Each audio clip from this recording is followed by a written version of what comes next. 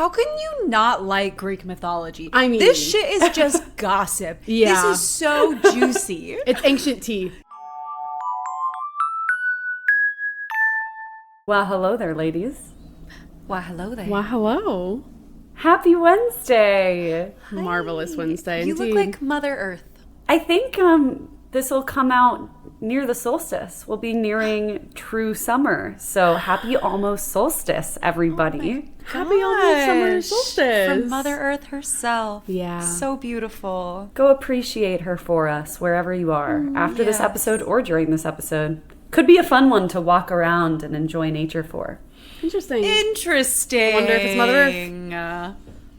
Interesting. Mother Earth. Mother Who is Earth. she? I like that you also have a cute little Patheos plant in front of you, too. Yes, thank you. Lindsay's I on was theme. thinking I have an actual very pretty bouquet that I could put in front of me today, but it's too tall for my face. I think you just hold it the whole time. Yeah, should I just go grab it and Yeah. be like, look at Yeah. these flowers? I think the YouTube would love that. It's perfect. I actually definitely- have something to share with you ladies. Ooh. We got an email from our friend Hazel. Hi, Hazel. Hi, Hazel. Hi, Hazel. And I'm happy that she sent it when it's Lindsay's episode because it's about manifestation. Aw. Hell yes. And if you are new here, hi, welcome, we love you. Lindsay did an excellent episode on how to manifest for your life. So Hazel writes, "Hey ladies, can I share with you something really cool and woo-woo that just happened? I hope you said yes because I'm about to tell you, LOL. A few days ago, I was reading about the benefits of drinking water from copper cups. Even though I was alone at the time, I just said aloud to myself, I really want a set of copper drinking cups. Cut to this past Saturday. I was driving my daughter to her girlfriend's house and passed a sign for a yard sale along the way. My daughter pointed it out and I took note of the address. Although I hadn't been to a yard sale in a few years, I do love thrifting and finding little treasures. Relatable. Mm-hmm. But thrifting was not in the budget this week, so I didn't pay it any thought after that. I dropped off my daughter, and on the way home, I saw another sign on a different street for the same yard sale. I impulsively thought, what the hell, and turned down the street looking for the address. I knew full well I did not have the money for shopping and didn't even have any cash on me, but for some reason I couldn't help myself and decided to go in. Almost immediately, my eyes fell on a set of 4 copper drinking cups. I couldn't believe it. I thought to myself, of course I have to buy these cups. I asked the homeowner how much she wanted for them, praying it wasn't too expensive. She only wanted $5 for all 4 of them. And I thought, how cool is that? It's meant to be. Then I realized I don't actually have any money, LOL, and asked if she would accept an e-transfer. She said yes, sure, and then paused. Then told me I could have them for free. How cool is that? I told the universe what I wanted, and the universe provided. Just thought I'd share this moment of joy with you. I'd love to hear any stories about manifesting that you ladies may have. Has anything worked out for you since the manifesting episode? Oh, I just got chills. I know. That's really Hazel. beautiful. Hazel signs That's off lots so of love and beautiful. lore. Hazel. I also really believe in whatever you want to call it, the collective consciousness or someone getting a little push to do something. Mm-hmm. I feel like people every once in a while, a thought will pop into their head that matches what you desire. And they just get joy of fulfilling that. Mm-hmm, I don't know how else to explain it. I wonder if that woman was standing there and all of a sudden she was like, this lady wants the copper cups. I'm just going to, it's a better home for them. And then it all worked out. Yeah. Definitely. I think that is real. I do too. That's really sweet. Have you experienced any manifesting moments lately? I actually totally have. And I can't remember some of them. I've had some really funny winks from the universe recently. Mm-hmm. But I will say 2 days ago, I was lamenting because my boyfriend was here and he hates that I don't have a nice coffee machine or a coffee machine at all. Okay, Fair. I'm just gonna At all? reveal myself. Yes, when I came to New York, I left the nice coffee machine that my parents bought me in LA with him. So he's been enjoying all of that espresso, and I have been drinking instant coffee. And I know, cringe all you want. But I was lamenting it, and I was like, man, I really should have gotten a coffee machine or whatever. And I went downstairs, and there was a free beautiful Nespresso machine from my neighbors, made by DeLonghi. Like, it's a big one, and they were just like, free in perfect condition. We're just moving, so I now have my god, nice Nespresso machine. Lindsay. Okay. that's awesome. That's amazing. It's sick. I'm really excited about it. Wow. That's so cool. Thanks, Hazel, for jogging that memory. Yeah. Do you have one, Jessie? I've had small manifestations in the way where I've thought about a person and then they ended up texting me out of the blue. Mm-hmm. That happened to me like 3 times this week, where I was like thinking about this person. They sent me like a memory that we used to share, or we still share. Memory's still there. But yeah, and when I read this email, I got to thinking about how, I guess a year or 2 ago now, I had made a vision board, and it's still by my bed. I see it every day. And like a lot of that stuff has come true. And whether it be from the steps that I've taken to achieve them, or just from the universe being like, here you go. It's always good to reflect on those things that you once wanted and now have. Yeah. How big That's or small they may wonderful. be. Like Lindsay mentioned in the manifestation episode, the gratitude stacking, was it called? Yes. Oh, yeah. Yep. Yeah. Listing things that you once wanted that you got, Yeah. for those who haven't listened to the episode. Yeah. Really is helpful for life and for manifestation. Yeah. You're reminding me that we got another really cool message. Email, I believe. I'll wait until next week to share it, but it's about 4-leaf clovers. Ooh, very lucky. lucky. Yeah. Oh, fun. Well, if you're enjoying this podcast and have been, please, shameless plug, shameless beg? I don't know. Whatever you want to call it. No shame involved here. Please give us... gratitude stack. Yeah, gratitude, stack it up for us. If you could give us a like, a follow, Rate, review, subscribe. Yeah. Oh, man. Tell your friends. Tell your friends. Have a lore party and let us know about it. All those fun things. Yeah. The algorithm really does appreciate when people do a review. And the amount of podcasts I listen to where I just like listen to them and I know that I love them, but they will have no idea and I've never reviewed them. I'm going to try and be better about telling people. So if you are a fan, reach out, say hi. Do you have a podcast recommendation for us, Lindsay? Always. I think one of my favorite podcasts that is highly underrated is called On Being. And it's by Krista Tippett. She was like a journalist forever, I believe, for the New York Times. And then she moved back to Minnesota to start a public radio show where she just like talks with people about their philosophies on life and spirituality and like existing in this strange world. Cool. And her guests are incredible. You know, she just has like some of the most wonderful artists and thinkers of our time. Ooh. And I love her demeanor. I love that. That's cool. It reminds me of Midnight Gospel, which is the show that Oh, I yeah. always talk about because I love it so much. But it's the same concept, but turned into an animated show on Netflix. Oh, that's wonderful. I think we got a comment recently that was like, when are you going to become like animated kids show? So the show was like, as soon as possible, but we'll put the wine away for that. It'll be Juice. Capri Sun. Speaking of which, I have some juice for you.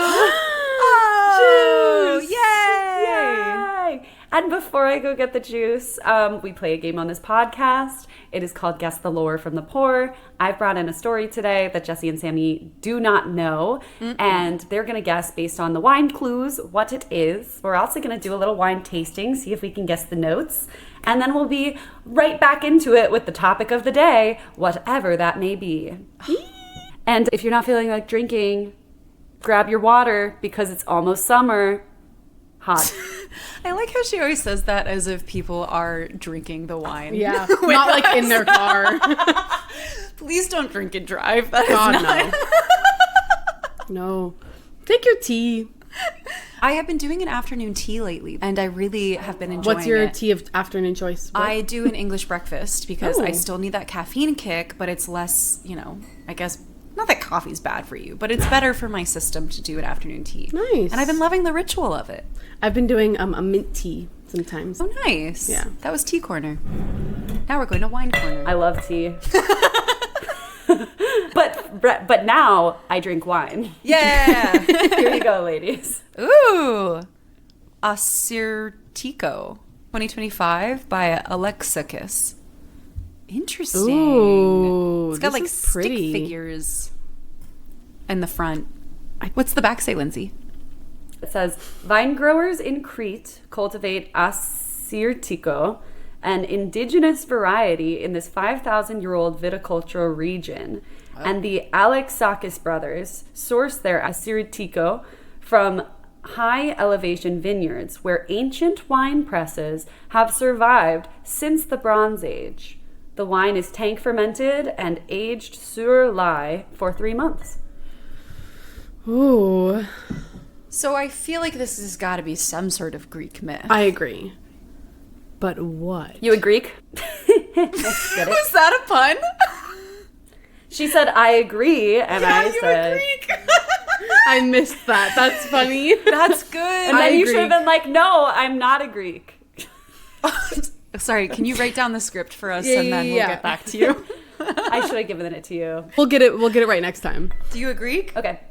No, I'm not a Greek. Oh. Is that what I was supposed to say? But sorry. It's perfect. So these... You're all perfect. Thank you so much.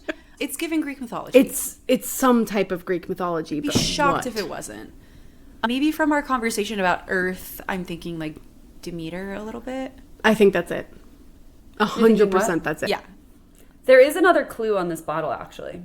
Okay, so So it's not Greek gods or goddesses. No. I will It give you that is. it's Greek Okay. mythology. But I'm just saying there's a little more detail on this bottle if you can find it.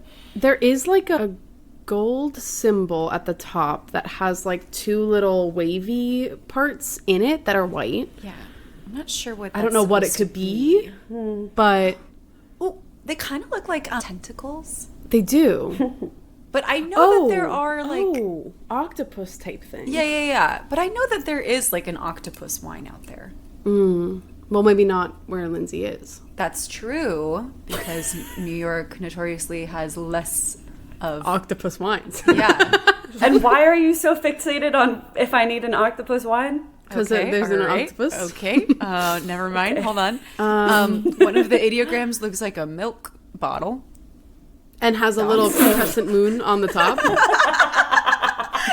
Is that something? Or, said the seal. Or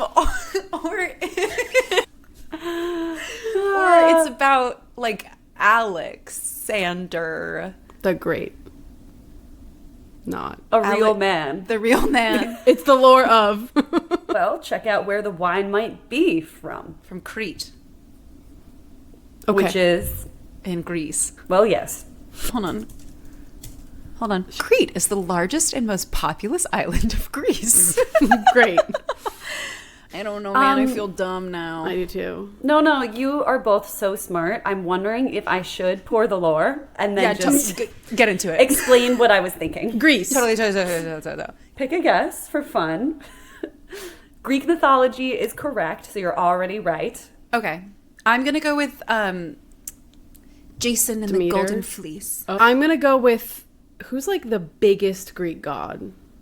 Zeus. I'm going to go with Zeus. The Cyclops. biggest, most popular Greek god, just like the biggest and most popular Greek city. Alrighty, good guesses, ladies. I'm actually super excited to try the 5,000-year-old indigenous wine variety that's been cultivated since the Bronze Ages. Yeah, I'll pull up some notes. Jealous that we're not Me too. there drinking Yeah, that. I'm sorry about that. All right, shall we cheers, ladies? Cheers! Cheers! Wow. Wow. What if it just transported her to like back then? Oh, that would be awesome. It's like Outlander, but with wine. Sing me a song. That is like a very unique good wine. I've never tasted anything quite like this, if I'm being honest. Whoa. It is like maybe like a Sauvy B, but it has a lot more going on in a really fun way. You can taste the sunshine and the grape, especially. Like there's a slight like yellow raisin to it, but then there's also like really strong mineral, and it's light and it's not very acidic. It's I almost want to say there's like plum or like apricot with it. Whoa. It's really good. Like, it's really good and it's really unique, and I'm going to rate it pretty highly, especially for a white wine where I'm like very particular about white wines sometimes feel like they lack complexity to me. I'm going to give this a 9 because this is very complex and very good. I love it. 9? I love it. Dang. Hooray, Crete. You did it. You get the C too a little bit, I think. Ooh. Okay, just so I'm not digging too far in, via the AI overview, it says, on the nose, citrus forward with aromas of lemon zest, lime, green apple, and green pear, often accompanied by tropical notes of passion fruit and mango. Ooh. Interesting. But I will say the Assyrtiko, which is a native Greek grape, is bright, mineral-driven, and has a nice orchard fruit character to it. It tastes like sea breeze and is magnificently refreshing. You nailed it. It is magnificently refreshing. Aw. And I get the pear. I don't know if I agree with tons of the other fruits, but I get the pear. So It might have this is been a win wrong. of a wine. I recommend Huge. it. No. AI is never wrong. What? Okay. All right. Simmer. Aw. Remind me, I have a really good AI lore to do eventually. Spooky. I'm serious. Okay, well, my ladies, I'd love to start by just explaining my wine clue to you. Crete is an island off the coast of Greece. So this is not me saying we're doing another island lore, but island was a big clue to this, as well as this these two somewhat gendered stick figures, one of whom looks like a regular sort of guy and one who's looking very witchy and interesting, having a moon for a head. And all of this to say, we've not done one of our witchy women's episodes in a second. And I have felt really called to this particular one, especially given that this summer the Odyssey is coming out in theaters. So today I want to talk about someone who is known as a supporting character in someone else's story, but is a true goddess in all sense of the words in her own right, with her own family, children, life, legacy, and 1,000-year mythology that is only ever touched on in the Odyssey. So today we're talking about one of the OG witches, Circe. Oh! From Circe's Island. Fun. So yes, we're chatting Circe. We're chatting a woman whose story has been recently reinvented. In 2018, there's the Madeline Miller book, which is maybe one of the ways that you've heard of Circe. Fantastic book, if you haven't. But also, she's a really famous character in the Odyssey. She's really recognized by the witchcraft community. And she's a misunderstood mythological character with a lot of power. So Circe, or KIRKE, as you would pronounce it in ancient Greek, is true divine royalty. Her father is Helios, the literal sun god, and a titan. Zeus was said to fear him literally because he was so powerful.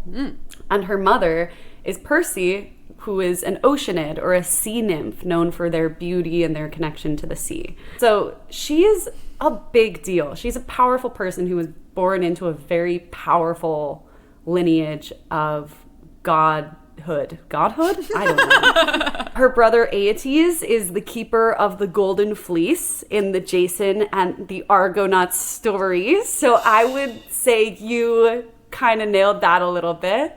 Fuck you. And you her already sister mentioned passed- Zeus, so we're kind of killing it. Okay, to be fair, Yeah, we're if kinda talking killing it. Greek Don't you dare. mythology, we Don't you got- dare. Don't you dare. It's just kind of obligatory mention. No. Okay, you're right. Sorry. How dare you? Sorry. No, you all got it. It was so successful. The most successful. Her sister Pasiphae is the mother of the Minotaur in the Odyssey.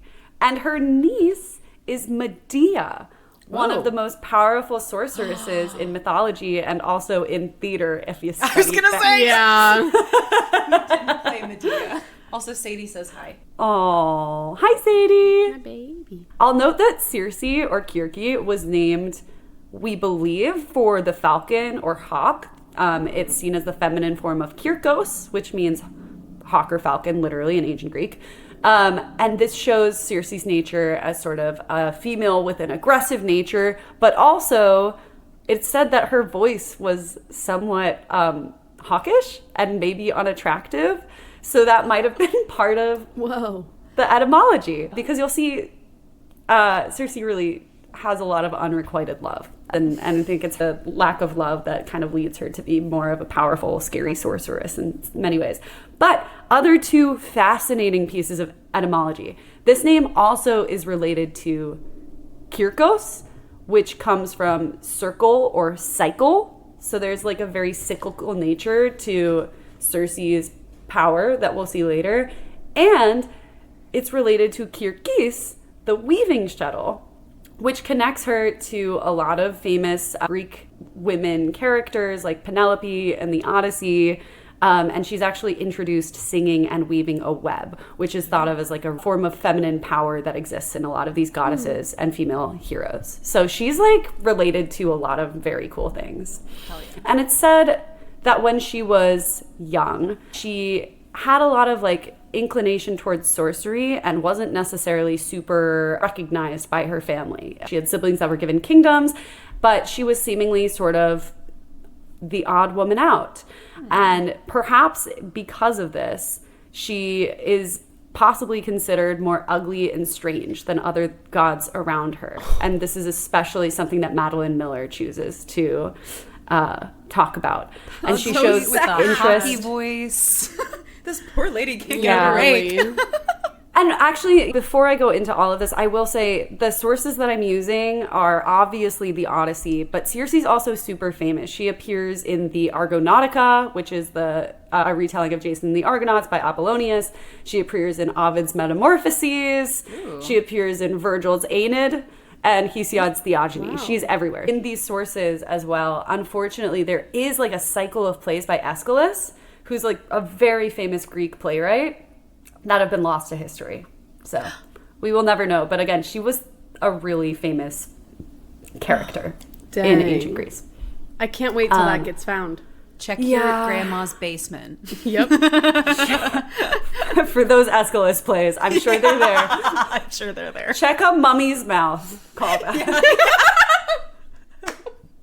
Exactly. They ate Circe on the way out. Yeah. So I am kind of taking a lot of these stories and putting them together, and we will do a specific Odyssey moment, but that's just a moment of her life, and that's the point. I got made fun of so much in middle school because we had to read the Odyssey, and I loved it. I like absolutely fell in love with it, and everyone was like, that's embarrassing. Wait, what? Yeah. I feel like kids love Greek mythology. Not where I was.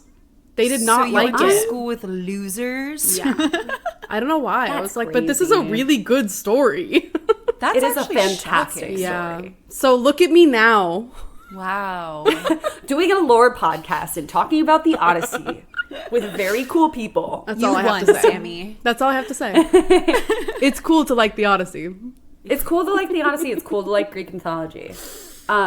Just like it's cool to like sorcery, but Circe didn't get told it was. So she showed a lot of interest towards like potion making and herbalism powers very early, which is very unique for a goddess. Usually they have more elemental powers, if you will.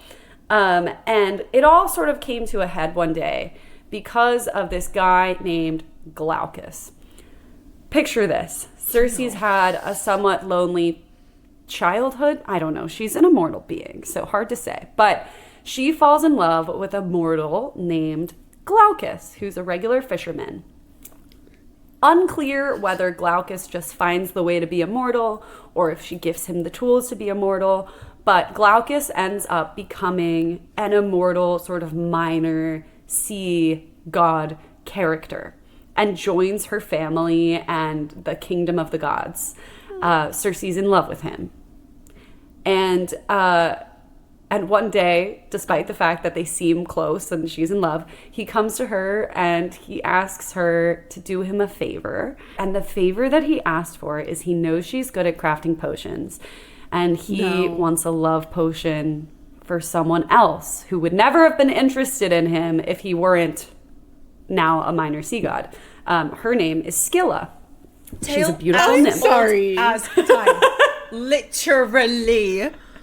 Are you fucking kidding me? Biggest eye roll I've ever done. I'm mad at this character. Shows up to the kingdom of the gods and is actually like, that one. Yeah, actually, I know you gave a lot to be with me because you love me, but I like this girl. And nothing to her. And it's... No, this is on him. Yeah. Unclear again if like she truly made him immortal or if he found his way, but like she loved him. Big oof, you know, she's not had a lot of people love her in her life. And Circe, because she'd been experimenting with sorcery and potions, makes kind of a mistake. Oh no. And instead of making this love potion, she decides to make a potion that will curse Scylla forever and turn her into a giant sea monster. So Circe does that. No. And then, of course, and by the way, this, you know, is not the first time a god has like cursed someone, but I think this, you know, freaks a lot of people out because she has some very strong powers of potions and transformation. Everyone's like, Circe, you gotta go. And they exiled her to the island of Aeaea, where she was sent to live out her days alone. Chapter 2. Aeaea sounds like a party because it's like, Aeaea. Yeah. Party of one. I love being So by myself. true. Party of one, let's go. Let's go. Yeah. On my island. And it is said like that this island is gorgeous. It's lush. It's not clear if she makes it lush. It's full of docile animals. Yeah, like some people think that she turned trespassing men into those animals, but like who can really say? It's full of docile animals and she has animal friends and she has this gorgeous fairy tale. And that is where we find her in the Odyssey. That is where she gets truly famous. Circe gets books 10 and 12 out of 24 books. And so everything we know about her from the Odyssey comes from Odysseus's perspective, but it's not entirely unkind. What actually happens in the Odyssey is after the Trojan War, Odysseus and his men wash up ashore of her island paradise, where she's been living alone quite successfully for some time. She's been weaving and doing magic. She's been making her potions, and they arrive uninvited. Yeah. And they start eating her food without asking. And she shows them hospitality, but then ultimately she does drug their food and turn them with a magic wand into pigs. They retain their human minds. They are welcome to go about their business on the island, but they are now pigs. And it is implied by like most of these classical writers that she has merely turned them into what they were already acting like. I was literally about to say that. I'm not even kidding. I mean, also, can I just say, if you wrote that now and you gave that to your editor, Yeah. they would be like, what are you doing? This is so stupid. No. Like, it just wouldn't be a good edit for a book. You're now. saying the Odyssey wouldn't get published nowadays? Yeah, that is what I've said.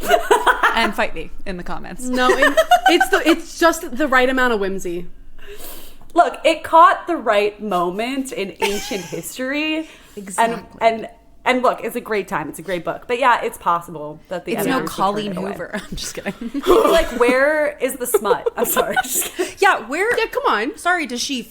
No, I'm not going to say that. Did a fae take Odysseus away? Actually, yes, because Circe Is fae. Odysseus gets visited by Hermes. Hermes is like, take this special herb. She will not be able to transform you. So Odysseus does not get transformed. I mean. Oh, really? Okay. He does not get transformed. And you know what actually happens? They fall in love. There's the smut. So There's the it's smutty. He falls in love. He stays for a year. And like ultimately they end up having a really nice relationship. And when she does finally let Odysseus go, she releases all of his men. She sends them off safe. And she, out of anyone in the Odyssey, gives him the most accurate, specific, and actually useful instructions in the entire epic. Like, she walks him through step by step. She's like, okay, yes, you are lost. You need to learn necromancy. You need to learn how to survive Scylla and Charybdis. By the way, she did create Scylla, so like she knows. She knows. She helps him pass the sirens. She warns him about the sirens. It is literally because of Circe that I would say Odysseus is able to make it home. It's Who's playing her in because the of a lot movie? of things. Charlize Theron. Oh, yeah. Yeah. And I'm really excited to see what direction they decide to go with all of this, because she's obviously a prickly person, but also seems capable of some real love and true kindness. She literally has the powers of necromancy, has the powers of transformation, has the powers of herbalism, and teaches him how to raise the dead so that he can go home. I will say it reminds me a lot of when we did our closer look with Natalie on, I think it was the Celtic lore, that there was the princess no name that told the hero of the story how to do all of the things to fight the dragon, and he's the hero. It reminds me a little bit of that. It does remind me of that. She really helps him out because he's in this immortal crazy realm, and she's the only one who's okay, she has the knowledge. This is what you're gonna do. And by the way, about poor Scylla, I will say that it's said that Circe regrets that. Oh, that's nice. Yeah, Sure. it has been said by multiple playwrights and stuff. Regrets enough to change her back? Unclear if she can do that. Who can say? I don't know. Super fair. Yeah, Maybe not. maybe it's Probably just just irreversible. Look, she was baby, and she, was upset, and have none of us ever been, upset and said the wrong thing or done the wrong thing when we're teenagers? She who cast the first spell. I get it. Yeah. I get it. So while it's said that Odysseus stays for a year, Hesiod actually tells us something that Homer does not tell us. Hesiod says, and this is corroborated by other sources, that Circe bore Odysseus not one, but 3 children in the time that they spent together. Whoa! Which means, again, if you do the math, either he stayed longer than a year or he came back. Unclear, but they had kind of a life together. Wow. And one of those famous kids, Telegonus, actually becomes the main character of the Theogony, which has been also slightly lost to history, but I think you can find the plot. I'm not sure that you can read the entire thing, where her son goes to find his dad because Odysseus ultimately leaves her and goes home to his wife, who he didn't probably mention. Unclear. And he goes back to find his dad and ultimately ends up killing Odysseus. And the Theogony ends with Penelope and Circe, Penelope being Odysseus's original wife, on the same island, Circe having made them both immortal, and they just hang out for the rest of time. How can you not like Greek mythology? I mean, this shit is just gossip. Yeah. This is so juicy. It's ancient tea. Yeah, literally. Wow, the that was two cool. wives being like, all right, you know what? Let's just grow old together. And I And love Circe it. finally gets her companion, And they were everyone is roommates. always leaving her. Her gal pal. Yeah. Yeah.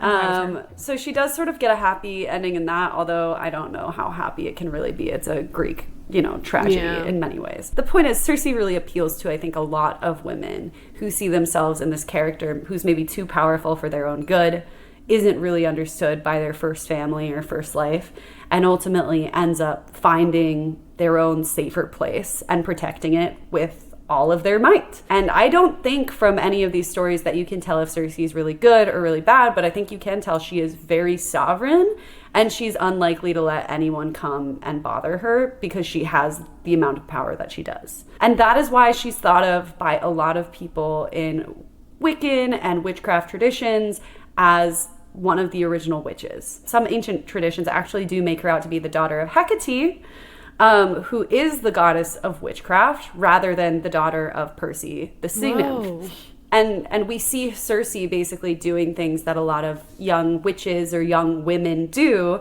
which is figuring this stuff out on her own, getting very into plants, getting very into sort of transformational powers, and trying to figure out what this all means to her and how it can make her more powerful in a world where she's disenfranchised. So she literally is the originator, according to many, of pharmakeia, or the ancient Greek word meaning the use of herbs and drugs and potions for magic and healing.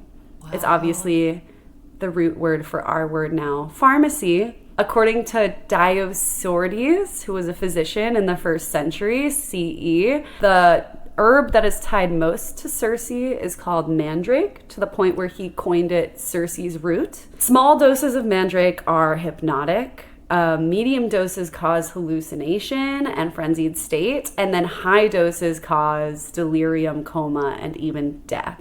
So it's, again, just this highly powerful plant of transformation and self-knowledge. Who can say? I learned something very witchy, or just herbally. The leaves of strawberries, if you make them into a tea, help with joint aches.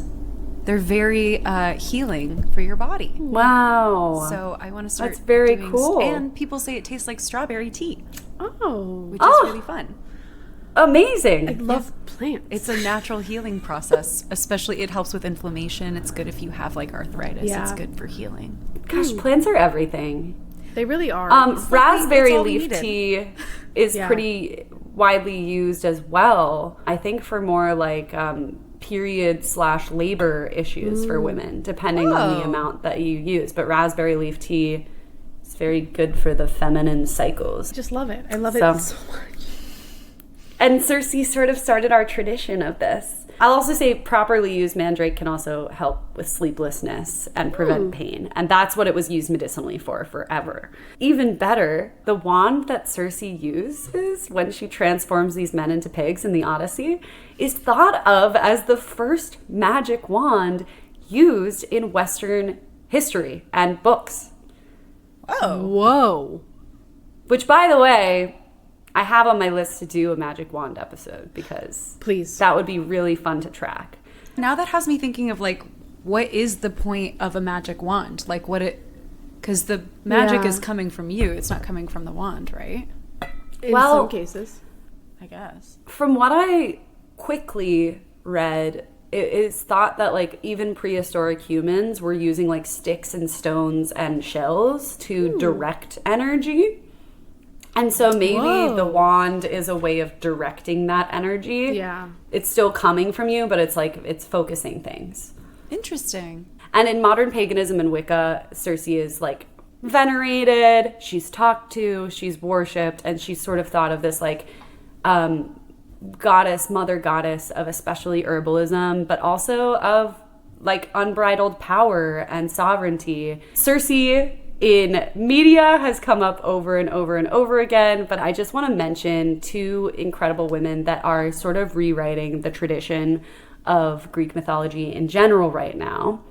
The first being Madeline Miller, who, as I mentioned briefly at the beginning, published Circe in 2018, which really changed literature for the next however many years. It came about because Madeline Miller, at 13 years old, got frustrated with how Circe was being taught in the Odyssey.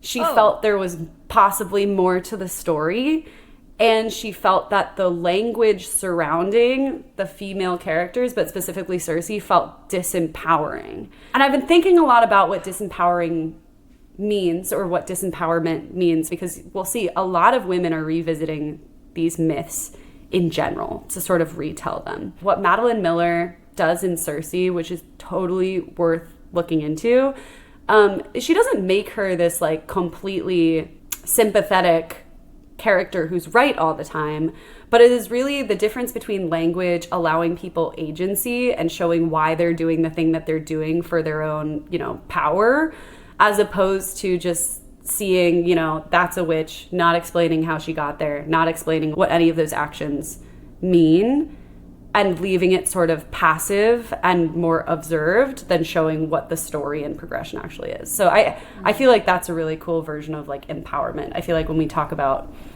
women's empowerment and retelling these stories so they're more empowering. I don't know that anyone's saying we have to take out the like difficult parts of them, but we do have to explain how someone would get to that. You know, like when we talk about Zeus as a culture, we're talking about a guy who does all sorts of weird shit and mean shit all the time, but we understand that like part of it is because he's this like incredibly powerful god who's living in a different reality. Anyway, fascinating to me. Yeah. So Madeline Miller's Circe was published in 2018 and really was like mothered in all of these other books that are retellings of women in history and Greek mythology from a new perspective and a humanizing perspective. So like I'm reading Morgan Is My Name right now, which is about Morgan LeFae, one of the famous Camelot witches, but I know there's a Medusa book. I mean, I'm just thinking of like Pandora's Jar in general. Oh yeah. Or that essay book that we read for a book club. Natalie Hines? Natalie Hines. No, yeah. And I went back to Pandora's Jar to look for a Circe one, and she didn't write one. She did not? I feel like that would be an incredible essay.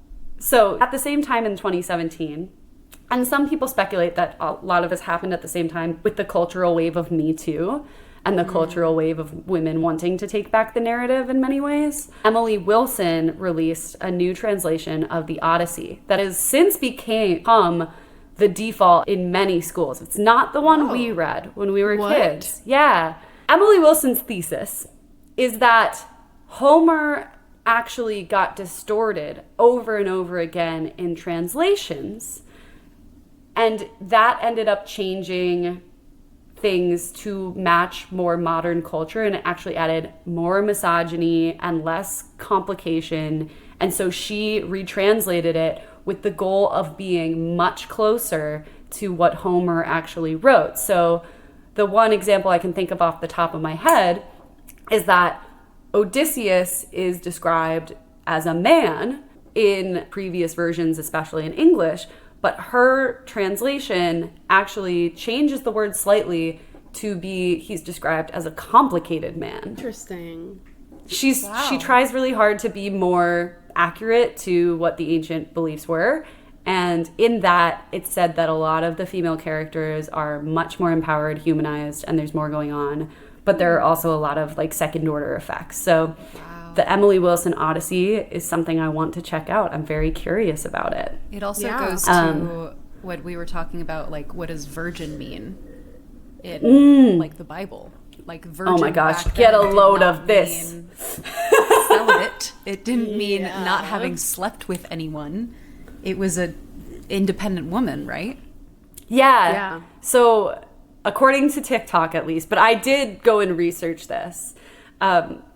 Virgin, the original language origins were sort of an unmarried or independently living woman. Mm-hmm. And it only became related to purity and like sexual purity when the concept became more like westernized and Christianized, and virginity sort of started becoming a bigger deal to people. The more it was thought of as like a woman who is not married must be a virgin, and a woman who is married is not a virgin, as opposed to like you could just like imagine an unmarried woman living on her own and being sexually liberated and doing whatever she wanted. But I also think it brought in a really interesting point about if you're an astrology girly, what Virgo means. Yeah. Because I think a lot of people think Virgo and they're like, okay, so like you have the traits of a virgin, like what does that fully mean? Like what is that fully?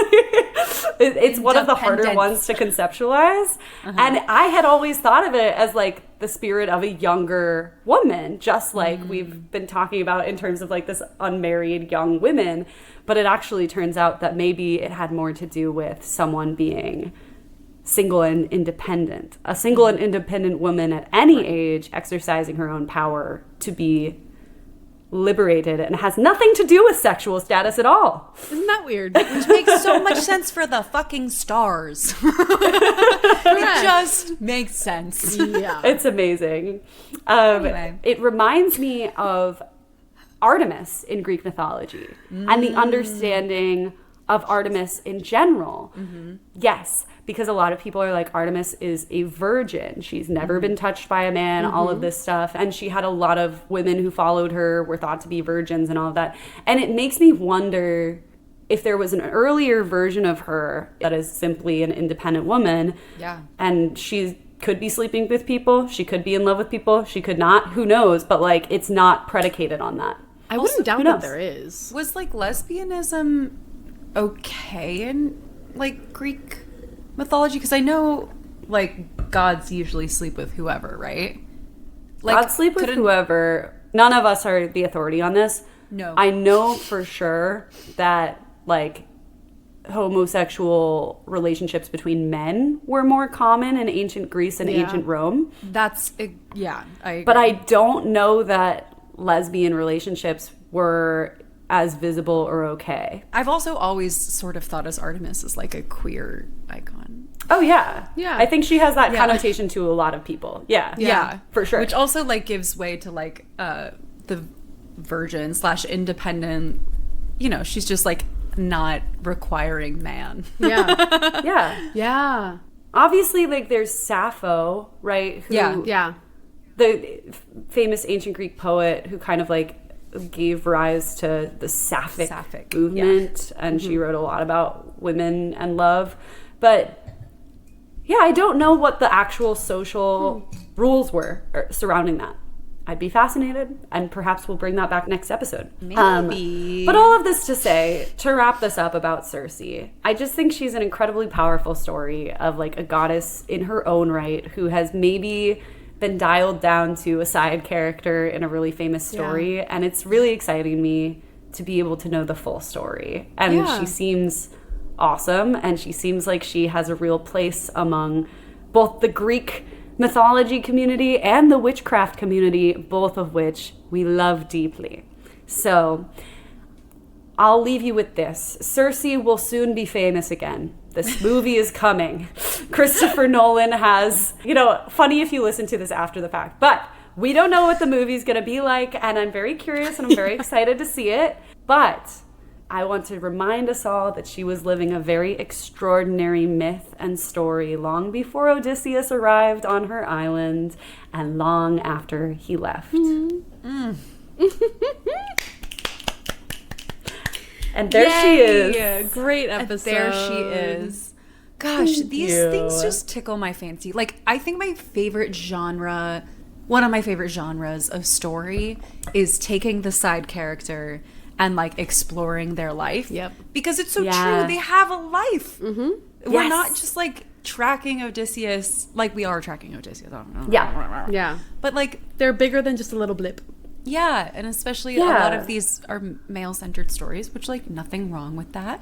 But I love taking like the witchy side character and making her a thing. Yeah. I feel like that's especially rich in Greek mythology too, because there is a whole pantheon. There are thousands of stories, all of these gods, all of these nymphs, all of these titans, like they are all amazing stories to dig into, and we really do like choose the main character. Yes. You could tell the Trojan War from the perspective of literally any character, and you would probably have enough information from the Greek pantheon and from the mythology to be able to tell it from any perspective. Absolutely. I think there needs to be another Game of Thrones that is just Greek mythology. Yes. Oh my. Right? Like, you could spend a season with one character and have them be, like, it would be a lot, but you could go on forever. HBO, do it. It's funny that you say that, because I was going to go into the comparison in naming between Circe and Circe. Okay, it's what I was thinking this whole time. Do you have thoughts on that? Well, they're spelled differently. Yes, and but you know what? I'm gonna Google right now if George R. R. Martin took that from Circe, because I bet he did. Whilst you Google, I'm going to use my brain, and I'm going to say the parallel between Circe and Circe is she was doing fine. Until someone came and disrupted her way of life. She uses trickery.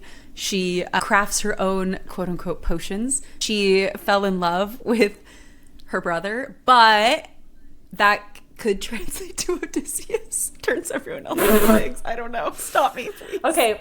Unfortunately, it seems like George R. R. Martin says that he did not base Circe off of Circe. He actually based Circe from Game of Thrones off of Margaret of Anjou, who is an amazing character, by the way. I don't know Margaret of Anjou. She is one of the very cool English queens who was like pretty ruthless and directed and kind of ended up ruling in the stead of her husband in many ways, because she was like, things have to get done, sir. Yeah. She's cool. She's a really cool lady to look into. Unfortunately, there are so many really cool ladies to look into at Ladies Who Lore. They never Whether end. it be Greek mythology, the Tudors, the stories are delicious. The Tudors. They abound. I love it. She's not a tutor, actually, but, you know. No, You know but what I just mean. in general. But the Tudors were fascinating and full No, of like insanity. Yeah. And he did base Game of Thrones off of War of the Roses. So it totally makes sense Whoa. Yeah, that tracks. Lannister, Lancaster, Oh. Stark, York. Yeah. There you 100%. go. You should watch Game of Thrones now, huh? I'm not going to promise that one. It's so daunting. I think knowing how many seasons there are, how long the episodes are, I'm not. Maybe it's the ADHD that I'm like, I just like don't want to do that. It's so daunting. Well, it's not the ADHD because my ADHD is hyper fixated. When did you on Game of start it? Thrones. When I was a teenager. When it was coming out, I did not No. start it when it was coming out. you don't No. have ADHD. It's It's hard for me to start a new show, especially one that has so many seasons Yes. and it's so long. I get it. To be fair, I just know you would love it. Sure. I don't think I'll try. I think what Game of Thrones does to me is I like shows that are really honest about the human condition. I know this is going to sound crazy to say because I don't think like all humans need to be like Game of Thrones, but I just feel that it is such an honest and like real depiction of what people do when clamoring for power, and it has the fantastical element that it just feels so true, and like I can't look away because I understand every single motivation. Whereas like I think a lot of shows, I'm like, you didn't think as hard about this. Yes. It's such an intricate game of chess. I fucking Yes. love it.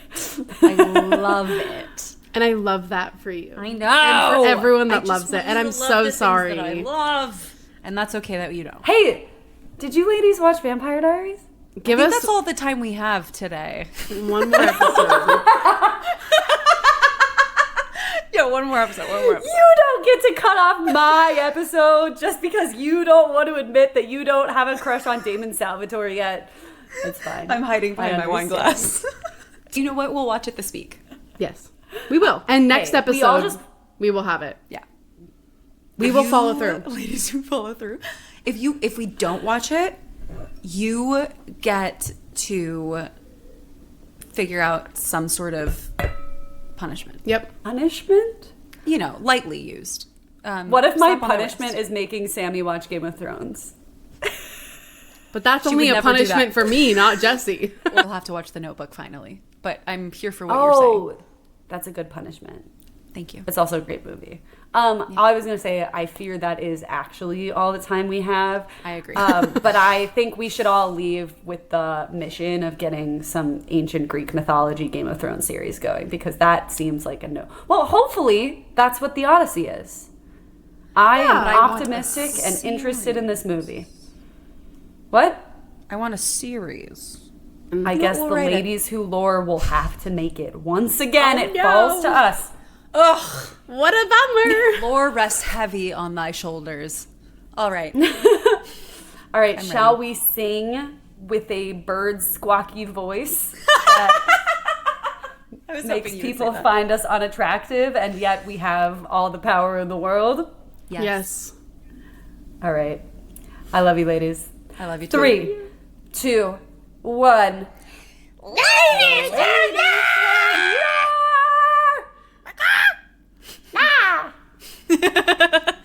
I would date Well, us.